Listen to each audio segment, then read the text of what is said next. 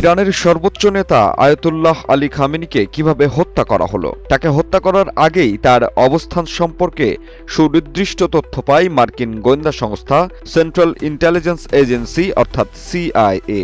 গত কয়েক মাস ধরে খামেনির অবস্থান ও চলাফেরার ধরন নজরদারির পর সংস্থাটি জানতে পারে শনিবার সকালে তেহরানের কেন্দ্রস্থ একটি কমপ্লেক্সে শীর্ষ কর্মকর্তাদের বৈঠকে উপস্থিত থাকবেন খামেনি। আর সেই সুযোগ বুঝেই ঝোপে কোপ মারল শত্রুপক্ষ।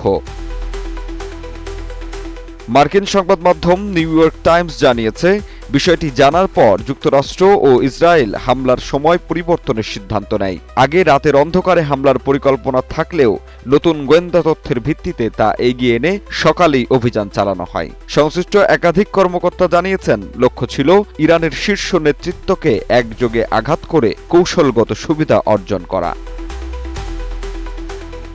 ইসরায়েলের যুদ্ধবিমান স্থানীয় সময় ভোর ৬টার দিকে ঘাঁটি থেকে উড্ডয়ন করে। প্রায় ২ ঘন্টা ৫ মিনিট পর তেহরানের সময় সকাল ৯টা ৪০ দীর্ঘ পাল্লার নির্ভুল ক্ষেপণাস্ত্র কমপ্লেক্সটিতে আঘাত হানে। কমপ্লেক্সটিতে ইরানের প্রেসিডেন্ট, সর্বোচ্চ নেতার কার্যালয় ও জাতীয় নিরাপত্তা পরিষদের দপ্তর অবস্থিত।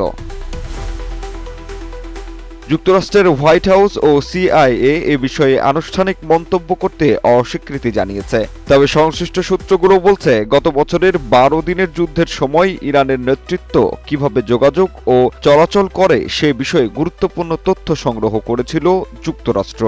সেই অভিজ্ঞতার ভিত্তিতেই খামেনির অবস্থান শনাক্ত ও তার গতিবিধি পূর্বানুমান করার সক্ষমতা আরও বাড়ানো হয়। পর্যবেক্ষকদের মতে এই অভিযান যুক্তরাষ্ট্র ও ইসরায়েলের ঘনিষ্ঠ গোয়েন্দা সমন্বয়ের ইঙ্গিত দেয়। একই সঙ্গে এটি ইরানের নিরাপত্তা ব্যবস্থার বড় ধরনের ব্যর্থতাও প্রকাশ করছে, বিশেষ করে যখন যুদ্ধের প্রস্তুতি স্পষ্ট সংকেত ছিল। জাহিদ হাসান সাব্বির, বাংলা নিউজ 24।